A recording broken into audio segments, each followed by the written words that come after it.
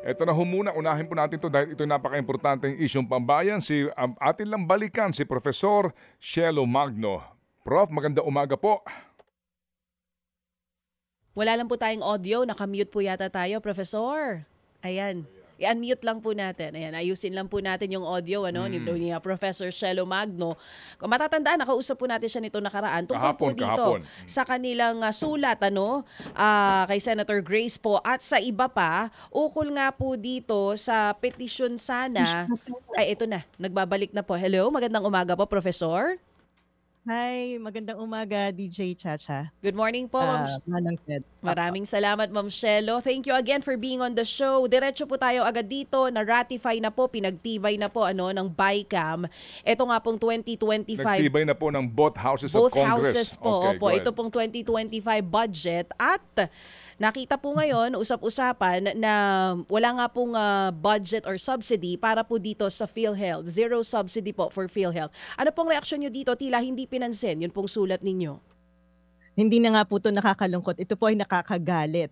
Kasi malinaw na violation po ito ng mga batas natin at yung prinsipyo ba ng tinatawag nating universal health insurance. Alam niyo po, katulad ng binanggit ko kahapon, may responsibilidad ang gobyerno na bayaran at mag-alat ng budget para subsidy ng mga premium na mga kababayan nating mahihirap, senior citizens, PWD para kabayaran po ng premium nila sa PhilHealth yan. Ngayon, kung hindi mag-aalat ng subsidy ang gobyerno, anong ibig sabihin po niyan? Ang mananagot ng gastusin ng PhilHealth para sa mga kababayan nating mga mahihirap ay mismong yung mga manggagawang Pilipino na nagbabayad ng PhilHealth. So nakaka-disappoint po talaga itong ginawa ng ating Kongreso na huwag bigyan ng budget para sa subsidy ang PhilHealth. Kanina po sa panayam namin kay Doc Israel Pargas, ina-assure naman po niya itong mga PhilHealth members, mapa-contributor, indirect contributor man yan, na hindi naman daw po maaapektuhan yung kanilang benepisyo na natatanggap at matatanggap pa sa PhilHealth. Totoo po ba ito, Professor? Ganun po ba talaga mangyayari? Yun po yung nakakalungkot dyan kasi sasabihin nila walang pagbabago. Wala nga pong magbabago kasi sa kasalukuyan disappointed na tayo do sa extent ng serbisyo na binibigay ng PhilHealth sa atin. Di ba? Marami pong kababayan natin na nagsasabi na napakaliit ng benepisyong nakukuha natin sa PhilHealth. Ngayon, kung hindi bibigyan ng budget ang PhilHealth, yes, makocover pa rin po yan dahil ang mga manggagawa patuloy naman na nagbabayad ng premium sa PhilHealth. Pero nangangahulugan po na wala ring mangyayaring expansion sa mga benepisyo na tinatanggap natin sa PhilHealth. At ang nakakalungkot din po yan kasi itong mga senador natin sinasabi may 600 billion reserve fund ang PhilHealth. Pero pag tiningnan nyo yung mga financial documents ng PhilHealth, pag pinactor in po natin yung insurance liability ng PhilHealth, kulang na kulang pa po ang reserve fund. Ibig sabihin, kulang na kulang ang pondo ng PhilHealth kung babayaran pa nila yung mga utang nila at yung mga ina-anticipate na gastusin. Kaya talagang sobrang disappointing po yan dahil ang ibig sabihin yan, yung mga manggagawa, patuloy na magbabayad, patuloy na tutustusan yung gastusin ng PhilHealth at walang magiging malawakang pagbabago para mas maging maayos pa yung coverage at benepisyo ng PhilHealth para sa atin. Siguro maganda siya, maghingi lang tayo ng saklolo kay Professor para mas maintindihan natin. Ma'am, ano ho ba ang ibig sabihin nitong reserve fund ng PhilHealth? Itong sinasabi ni Senator Grace na 600 billion, sabi ng PhilHealth kanina, it's only 431 billion. Ano ho ba ito, ma'am? Alam niyo po kasi kailangan ang isang insurance company, halimbawa po itong PhilHealth ay isang government company na insurance ang trabaho. Kailangan po ay na-forecast nila, naaalam nila or napipredict nila kung magkano yung mga gastusin na maaari nilang kaharapin. Kasi halimbawa kung magbabayad tayo ng premium pero hindi pa natin alam ilan ba talaga yung magkakasakit, ilan ba talaga yung mga hospitalisasyon na babayaran. Ngayon may mga model po yan, may mga mathematician, statistician po sa PhilHealth na fino-forecast po yan. Magkano ba yung inaasahan nating kagastusin ng PhilHealth, yung mga babayarang utang sa future sa mga ospital. So kailangan po may sapat na reserve fund para kayang bayaran ng PhilHealth yung mga haharapin niyang gastusin. So dyan po pumapasok yung tinatawag nating future liabilities ng PhilHealth. Kaya merong insurance liabilities na tinatawag. Ngayon, titingnan mo, dapat yung reserve fund mo tumutugma yan sa haharapin mong liability sa future. So, hindi nga may pera nga po ang PhilHealth pero ang tanong ay sapat ba ang perang 'to para sa mga kinakaharap na gastusin ng PhilHealth? Naaayon po sa financial statement ng PhilHealth na yung kasalukuyang reserve fund ng PhilHealth kahit isama pa lahat ng asset niya ay hindi sapat para tugunan yung future liabilities niya. Kaya diyan po maling-mali yung mga senador natin sa sinasabi nila na, may reserve fund, puwede na 'yan para tustusan yung mga haharaping gastusin ng PhilHealth. Ay hindi po tama 'yan dahil kailangan nga po may sapat na pondo para harapin yung mga haharaping gastusin ng PhilHealth. Hindi po tumutugma. Opo. Nangangahulugan, ma'am, na iba po ang kahulugan ng reserve fund at kung meron mang surplus fund, ma'am. Yes, magkaiba po 'yun. Wala pong surplus fund ang PhilHealth dahil ang surplus fund ay ibig sabihin 'pag tiningnan mo yung current assets ng PhilHealth dapat ay kaya niyang tugmaan ang mga liabilities na 'to at sobra-sobra pa. At hindi po 'yun ang nakikita natin. Kasama na ang reserve fund na mayroon ng PhilHealth, hindi po 'to sapat para tugunan yung mga liabilities o pagkakautang ng PhilHealth, pati na rin yung mga haharapin pa niyang bayarin. Kaya po, tama naman po may papasok pang pera dahil ang mga manggagawa patuloy na nagbabayad ng premium sa PhilHealth. Pero ang nakakalungkot po dyan, hindi magagawa ng PhilHealth yung mandato niya dahil ano po ba ang goal natin sa PhilHealth? Hindi ba pababain yung ating counterpart, out-of-pocket contribution, yung out-of-pocket expenses natin? Sa kasalukuyan po, on average, halos kalahati, 50% ang out-of-pocket expenses natin sa pagkakasakit. Yan po ay isa sa pinakamataas dito sa Southeast Asia. Ibig sabihin, hindi nagagampanan ng PhilHealth ang trabaho niya na ibsan yung burden ng pagkakasakit sa Pilipinas. Ngayong hindi binigyan ng subsidy ang PhilHealth, mas lalong hindi niya magagawa yung trabahong yan dahil katulad ng sinasabi po natin, walang sapat na pondo ang PhilHealth para bayaran yung kasalukuyang pagkakautang niya at saka yung mga haharapin niyang gastusin. So, mali yung pakakaintindi ng ilan na hindi, may 600 billion na para bagang nag-aawak-awak ang pera ng PhilHealth na yung 600 billion na yan ay surplus at meron ka pang ibang pera para doon sa obligasyon mo 2 years ago sa mga ospital at yung paparating na obligasyon sa mga Pilipino magkakasakit, ma'am. Opo, maling-mali po yan. In fact po, hindi po natin pinagtatanggol ang PhilHealth. Maraming kailangang ayusin ng PhilHealth. Ito nga lang pong halimbawa yung e-consulta, yung consulta package. Maganda po yan pag tiningnan natin dahil yan ay basic parang consultation package na natin. Pupunta tayo sa doktor, maaari na tayong magpa-check up. Pero ang tanong, bakit walang mga private provider na sumasali dyan sa consulta package? Dahil napakaliit po ng budget, hindi po realistic yung inilalaan ng PhilHealth. So parang sa papel, magandang pakinggan, may ganyang programa. Implementation-wise, hindi ma-implement dahil walang gustong mag-affiliate na doktor dahil napakaliit ng budget na nilalaan nila. Unreasonable. So, paano pong magiging mas epektibo ang PhilHealth kung hindi bibigyan ng budget ng gobyerno? At alam niyo po, sobrang disappointing pag tiningnan niyo yung resulta ng budget na pinirmahan ng Kongreso. Sinisira yung mga ganitong institusyon katulad ng PhilHealth at lalong pinalalaki yung mga programa na binabanggit ko kahapon na nagsusulong ng patronage politics na kung saan yung mga politiko sinasaksak yung sarili nila sa pagbibigay ng ayuda at tulong sa taong bayan. So very disappointing po talaga itong nangyari sa budget natin. Opo. Disappointing to say the least, ma'am. Mamaya puntahan natin yung patronage politics fund na yan. Balikan ko lang po itong issue nga po sa PhilHealth. Ma'am, subsidy ng national government, yan ho ba ay kakaiba pa doon po sa obligasyon ng gobyerno na mag-remit ng pera galing po sa sin tax law papunta po sa PhilHealth Fund? Can you explain please?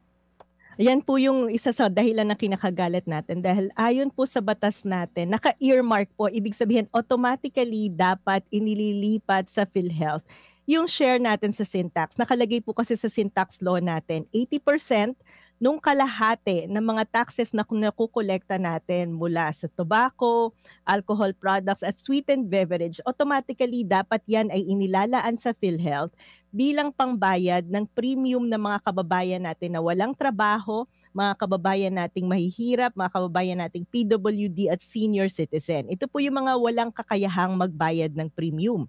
Kaya po, automatically, yung mga kinokolekta sa taxes natin sa mga produkto na to ay inilalaan bilang premium nila. Bakit po nila kailangan ng premium? Kasi po kung magkasakit sila at wala silang kakayahang magbayad, iko-cover po yan ng PhilHealth. Yan po yung tinatawag nating social health insurance program natin. Ngayon, itong budget na 'to, itong automatic na subsidiyan na 'to dapat na nanggagaling sa taxes natin, ito po yung hindi ibinigay ng Kongreso natin ngayon. Kaya nakikita po natin 'to na violation ng mga existing na batas. Kaya po kahapon binabanggit ko, kahapon Mm. ang usapin lang natin binabawasan yung budget, eh. Ngayon hindi talaga binigyan ng budget kaya talaga po tayo ay magtutungo muli sa Supreme Court para questionin itong ginawa ng Kongreso natin dahil naniniwala tayo na ito ay illegal at unconstitutional dahil bina-violate nito yung karapatan natin pangkalusugan at bina-violate nito yung batas ng universal healthcare at pati na rin ang sin tax law. Opo, so yung nangangahulugan po ma'am na kapag pinag-uusapan natin yung national government subsidy sa PhilHealth ay yung pong koleksyon sa sin tax law at other sources ba including ma'am if you also remember di ho ba na meron pong ibinibigay na 50% share ang national government doon sa income ng PAGCOR na dapat daw po ibinibigay po sa PhilHealth at maging ang sinasabi po na 40% ng charity fund ng PCSO. Can you explain further, ma'am? Tama po yun. So maliban pa po dun sa excise tax na nanggagaling sa tobacco at excise tax galing sa sugary beverage, may nanggagaling pa rin pong pondo sa PCSO at PAGCOR na dapat ay inililipat sa PhilHealth. Dahil ang goal nga po natin, lahat ng mga Pilipino, kaya may pambayad ka ng premium o wala, kailangan ay enrolled ka sa PhilHealth dahil gusto nating maiwasan yung tinatawag na catastrophic situation na kung saan kapag nagkasakit ka, wala kang pambayad, bebenta mo yung mga ari-arian mo, gagalawin mo yung savings mo. Gusto po natin maiwasan talaga yon dahil lahat ng Pilipino at some point magkakasakit. Kaya kailangan nasa insurance tayo. Kaya naman, nung dinesign ang Universal Health Insurance System natin, talagang nag-identify ng mga sources ng pondo na maaaring ilaan dito. Kaya nga po talagang nakakagalit naman na ito mismo mga congressman at senador natin ang sumisira at bumababoy dito sa Universal Health Insurance program ng ating gobyerno. So nangangahulugan man, ma'am, na nung sinasabi na nila, nag-announce na po itong small committee ng BICAM na ito na composed po lamang pala ng dadalawang miyembro, yung chairperson po ng Senate at ng House, na totally wala na pong national government subsidy sa PhilHealth for 2025, pati po itong dapat na remittance po ng national government mula sa PAGCOR at maging PCSO ay hindi rin po ibibigay. Tama po, tinanggal po lahat yan.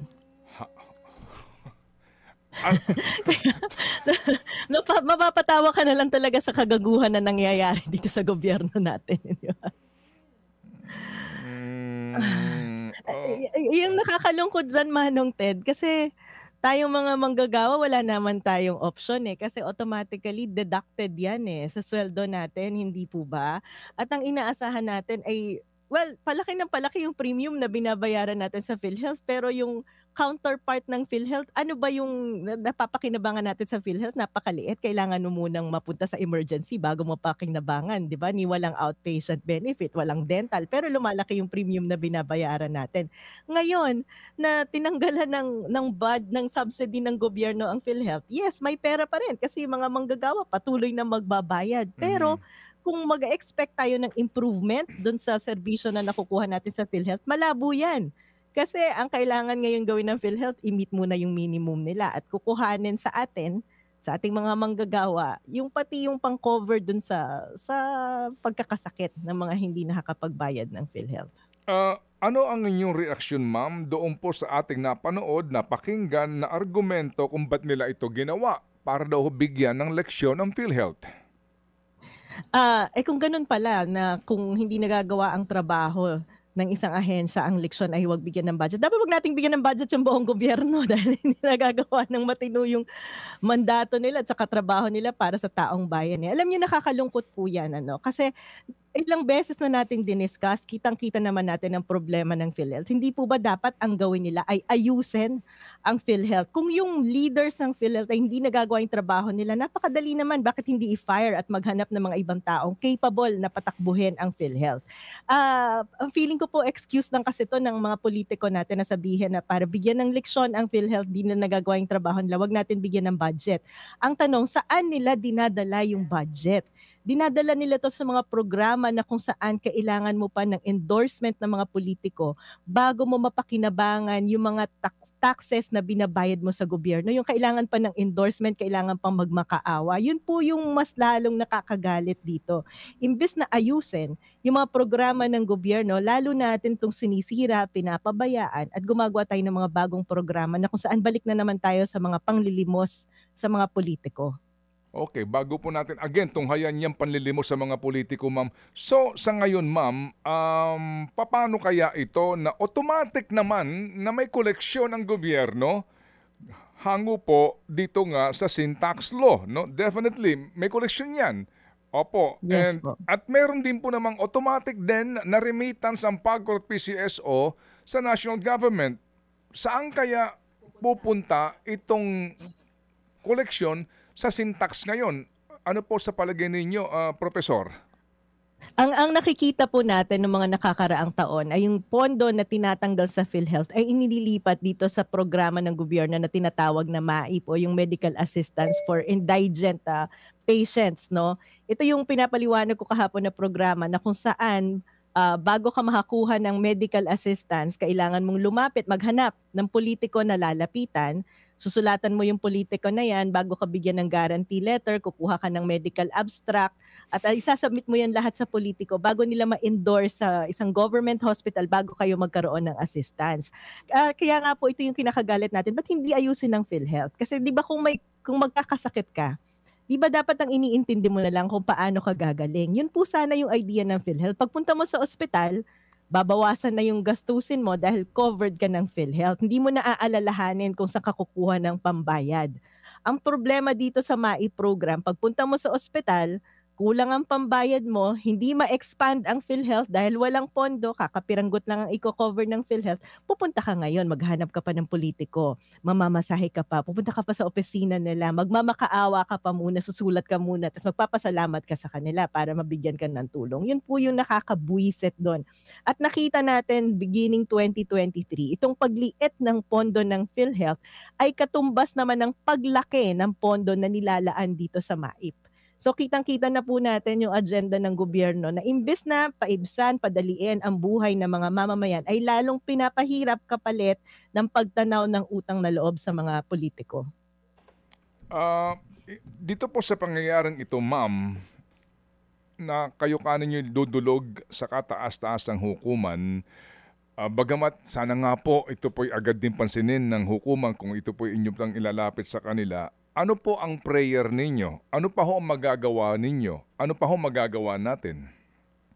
Ang inaasahan po natin ay unang-una i-recognize ng Supreme Court yung karapatan natin pang kalusugan, itong universal healthcare na panawagan na dapat ay automatically pinopondohan ng gobyerno. Malinaw po kasi na may specific law tayo naglalaan ng budget sa PhilHealth. So ang magiging kahilingan po natin sa Supreme Court ay i-declare na illegal itong ginawa ng Kongreso na huwag bigyan ng budget ang PhilHealth. At maging violation po yan. Ngayon kung i-declare po yan na unconstitutional at mali yung ginawa ng Kongreso, mare-restore po yung budget na yan at babalik po yung 2024 na allocation ng PhilHealth. But moving forward, hindi na maaaring gawin ng Kongreso yung basta-basta huwag bigyan ng budget ang PhilHealth, lalo na kung may mga batas katulad nito na nakasaad specifically na naglalaan ng budget sa PhilHealth. So yun po yung magiging pangunahing panawagan natin, hiling natin sa Supreme Court. Kailan po kayo dudulog po, Professor? Ipe-prepare na po natin yung mga dokumento natin ngayon at sa January po ay susubukan na natin ilapit sa Supreme Court itong kaso na to. Pero ngayon nga po, meron pa rin tayong isang window, no? Pero hindi ako masyadong optimistic kasi kung alam nyo, kung concern talaga ang Marcos administration sa usaping to, hindi mangyayari at hindi aabot sa puntong to. Pero ngayon po kasing pumasa na at pinirmahan na, pumasa na sa both sa Senado at sa House of Representatives itong budget na 'to, may isa pa sanang window kasi itong batas na 'to ay kailangang pirmahan ni Pangulong Marcos. Puwede siyang mag-line veto at i-line veto itong zero budget ng PhilHealth. Kapag binito 'yan ng presidente, ibig sabihin ang magiging effective budget ng PhilHealth ay yung 2024 budget niya. At least hindi zero, meron pa rin. Ang tanong lang, gagawin ba 'yan ng presidente? Kung concerned siya sa kalusugan ng mga mamamayan, maganda po at dapat ay i-line veto ng presidente itong zero budget ng PhilHealth. Kung gagawin niya 'yan, ayoko pa nga magpasalamat, kasi dapat mas malaki yung budget, 'di ba? Kung gagawin niya 'yan, mabuti. Hindi niya 'yan ginawa, talagang pupunta po talaga tayo sa Supreme Court para panawagan na i-allocate yung tamang budget para sa PhilHealth. So, kasi nga ang school of thought, ma'am, sa veto powers ng presidente, pwede kang mag-veto ng line item, hindi mo maaaring palitan yung provision. Pero sa inyo po, sa inyo pong konsultasyon, malamang, no, sa mga maalam dito, maari mo yang pag yan binito mo, kumbaga hindi ito magiging effective na provision ng GAA, lalabas na ang kumbaga reenacted that provision ng Yes. budget ng PhilHealth. Yes, parang ganun po ang mangyayari diyan. Okay, sige. So, eto po ngayon, ma'am, bago po tunghayan natin tong pondo ng AKAP, no, pondo po ng ilang pang departamento ngayon, ang kanina nga sa aming panayam kay Dr. Pargas, ang press release ng PhilHealth, nangyari ito. Huwag kayong mag-alala. Hindi. Tuloy pa rin at yung mga benepisyo ipinangako namin, etc. etc. Ma'am, tayo po, paano ho natin dapat tanggapin ito? Kasi ako, ginagalang ko naman yung trabaho ng spokesperson, di ba? Yun po ang kanyang trabaho Pero sa realidad, ano po ang repercussion nito? Ano po ang totoong mangyayari dito po para mas maintindihan ng taong bayan at magising ang tulog na bayan dito po karimari-marim kaninyo and very frustrating, disappointing na pangyayaring ito? Well, ang mangyayari po diyan, hindi po ba ang kahilingan sana natin sa PhilHealth ay mas malaki ang i-cover nila. Sa kasalukuyan po kasi on average, halos kalahati lamang ang kino-cover ng PhilHealth. Actually, in reality, hindi nga kalahati. Minsan 70%, 90% pa rin yung gastusin natin. At halos 10% lang ang kino-cover ng PhilHealth. Ngayon, ang kahilingan natin, sana lakihan nyo pa yan, yung kino-cover ng PhilHealth up to 70%. Hindi na po mangyayari yan dahil walang sapat na pondo ang PhilHealth. Isa pa sa mga kahilingan natin, madalas ko po ito makikita kapag nagpo-post ako sa social media, sasabihin ng mga tao, sana may outpatient coverage ang PhilHealth. Tama naman po yun kasi di ba kung magkakasakit tayo, ba't kailangan pang nandun na tayo sa emergency Yes, at mau-ospital bago mapakinabangan ng PhilHealth? Mas maganda may outpatient. Yung outpatient benefit na yan, mangyayari ba yan? Malabo na pong mangyari yan dahil walang sapat na pondo ang PhilHealth. So parang pag sinabi ng PhilHealth na huwag kayong mag-alala, tuloy pa rin yan. Ibig sabihin tuloy ang status quo na napaka-limited ng pakinabang natin sa PhilHealth na kailangan pa natin ma-ospital bago natin ito mapakinabangan. Itong binabanggit ko na konsulta package na maganda yung listahan, no? Merong kasamang annual supply ng gamot, may pa-x-ray, may pa-check-up, lahat-lahat na yan. Kapag tiningnan nyo, ilan bang ospital or ilang doktor ang naka-affiliate dyan sa konsulta package na yan? Parang 2 in every town. Yung dalawang service provider ba na yan, kayang tugunan yung lahat ng pangangailangan ng mamamayan sa bayan na yan. Ibig sabihin, hindi rin po mapapalawak yung programang yan. So tama nga, tuloy-tuloy lang ang serbisyo ng PhilHealth. Tuloy-tuloy lang ang walang kwentang serbisyo ng PhilHealth. Wala po tayong aasahang improvement, pagbabago at pagpapalawak diyan sa serbisyo ng PhilHealth dahil walang sapat na pondo ang PhilHealth. At yun po yung nakakalungkot na balita. Opo. So, salamat na marami, Professor. Ma'am, saan ho itinatago ito sa ilalim po ng GAA, itong Medical Assistance for Indigent and Financially Incapacitated Patients o MAIF? Nasa budget po yan ng Department of Health. Doon po nila pinapasok. At minsan po ay naka-allocate yan sa government hospital.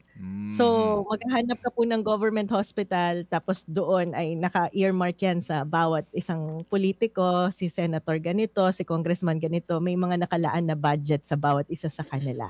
At Mm. doon po binabawas yung bawat endorsement na ginagawa nila. Opo, Oo. doon nito nakakubli, no? Opo, opo. May tanong ka ba, Cha, please? Okay. Yes, may kaugnayan dun sa tanong ni Manong Ted. Sabi niyo po nakakubli dun sa DOH or sometimes dun sa mga government hospitals. So, ano ba to? Equal po ba yung budget per senator and per congressman? Paano nila hinahati-hati yun?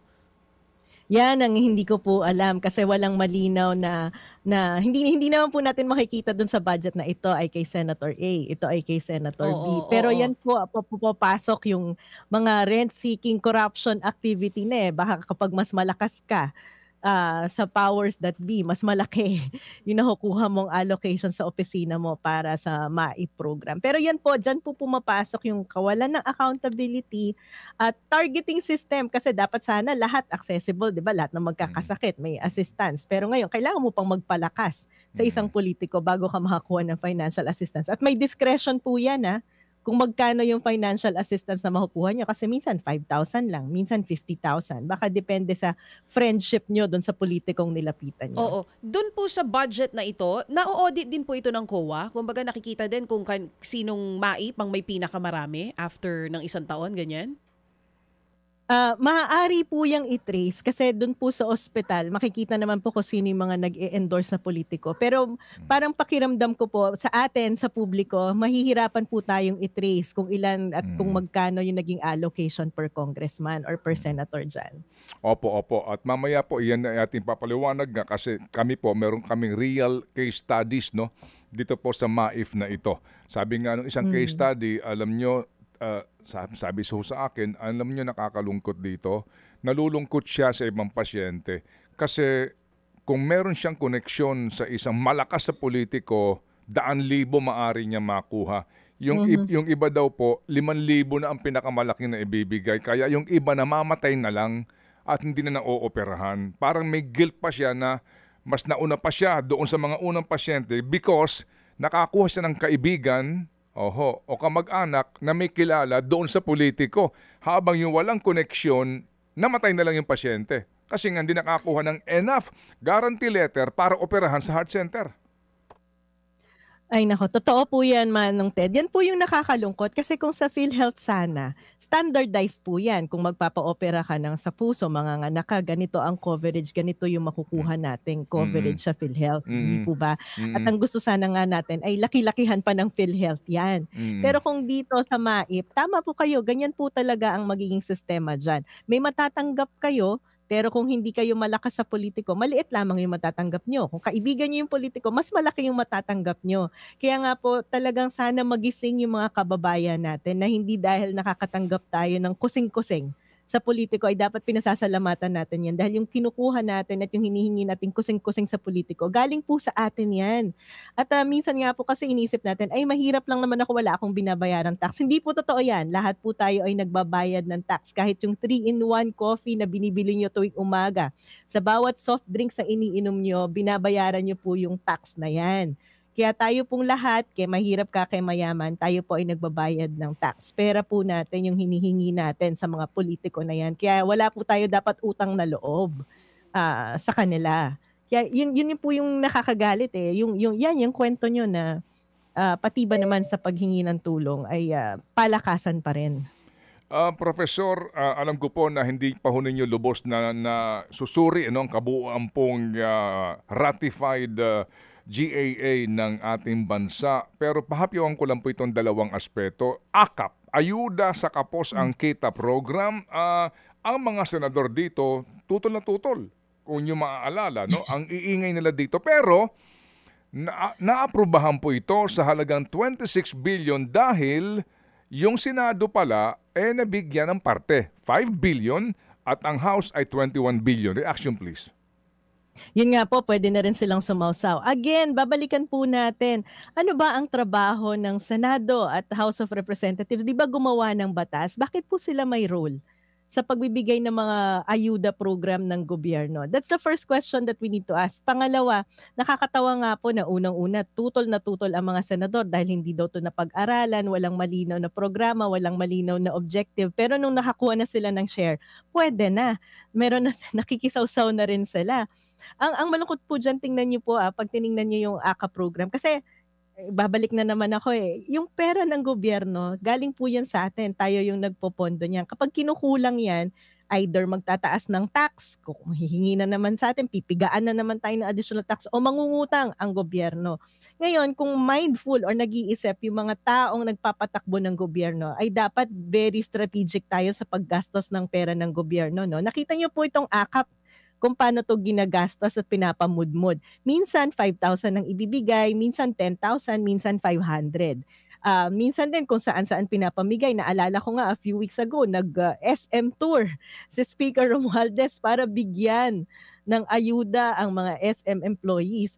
Ang pinakamalaking tanong ko diyan, paano ba ina-identify kung sino ang bibigyan? Magkano ang ibibigay? Saan ibibigay? Ano ang objective ng pagbibigay? Walang malinaw na discussion diyan itong AKAP program. Kaya po nakakalungkot dahil malinaw na itong AKAP program ay ginagamit para pampamudmod at halos kulang na lang ay gamitin pambili ng boto ng mga tao. Hindi po ba napabalita nga na yung unang larga ng AKAP program ay ginamit para magpapirma ng pagsuporta sa constitutional amendment? Doon po lumabas yung unang distribution ng AKAP program na yan, na naging insertion ng House of Representatives. At talagang aga-aga dami nating kinakagalit, no? Na ito nga po ay sinuportahan na rin ng Senado dahil nakakasawsaw na rin sila sa pondong to at hindi malinaw yung targeting mechanism kung sino yung makakatanggap. Talagang ginagamit lamang para bilhin ang suporta ng taong bayan. At kakabit niyan, mukhang may hindi pa rin nga po natin nahihimay mabuti. Yung 4-piece budget naman ay niliitan. So lumaki yung AKAP, nagkaroon ng pondo yung AKAP, yung 4-piece na budget lumiit naman. So again, parehas nung PhilHealth, yung mga systematic program na may systematic targeting, may malinaw na objective, yung hindi mo na kailangan magpalakas masyado para mapakinabangan yung serbisyo. Sinisira yung mga ganung programa at lalong pinalalaki yung mga programa na kung saan kailangan mo pang magmakaawa sa mga politiko.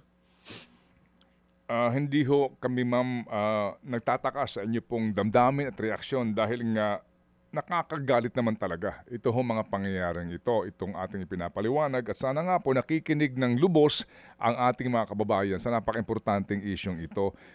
Professor, ang DPWH ay may takda po namang budget galing po sa NEP mismo na kanila pong kaya lamang na magampanan. Kasi lahat naman ito may program.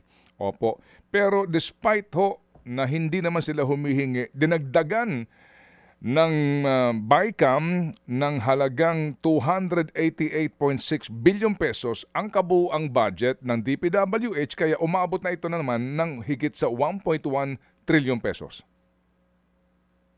Yan na naman po, katulad ng sinasabi natin, kung maayos mag-isip ang gobyerno, di ba magbibigay ka ng budget ng naaayon sa kakayahan nila ma-implement yung project. Hindi nga po hinihingi ng DPWH, pero sinaksakan na naman ang sinaksakan. Yan po yung sinasabi natin from the beginning na bagong forma ng pork barrel. Dahil nagsasaksak ng mga programa at proyekto na wala namang pag-aaral pero ginagawang priority projects nitong mga congressman at senador natin at inilalagay sa ilalim ng DPWH. So again, ano na naman po itong mga proyektong to? Yan po yung mga sinasabi nating flood control, multipurpose building, farm to market road projects.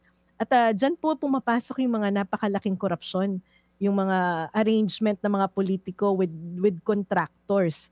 At yan na po yung ebidensya na pinaprioritize na naman nila hindi yung interes ng taong bayan, kung ano yung mga programa na kung saan makikinabang itong mga politikong ito.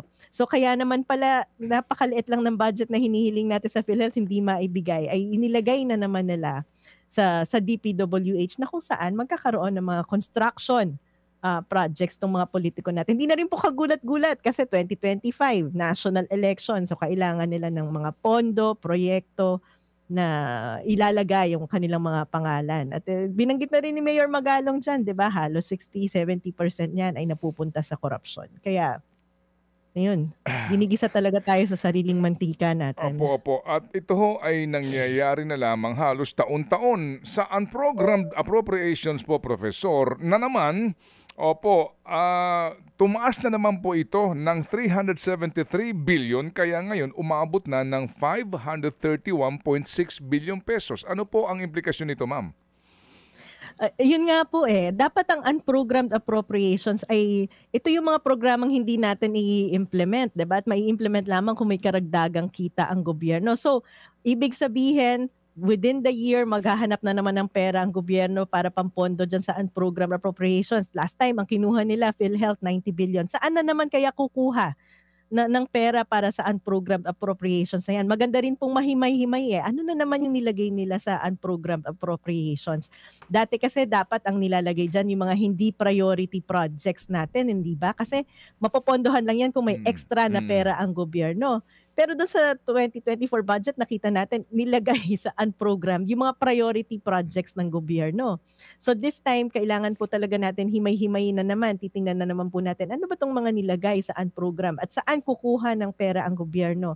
Nakakatakot po yan, no? Kasi in reality, dalawa lang naman dapat ang sources ng unprogrammed appropriations na pondo Yan po ay kung magkaroon ng karagdagang tax or kita ang gobyerno at kung may mga additional na revenue ang gobyerno dahil sa difference sa exchange rate, yung mga ganyan, additional na kita.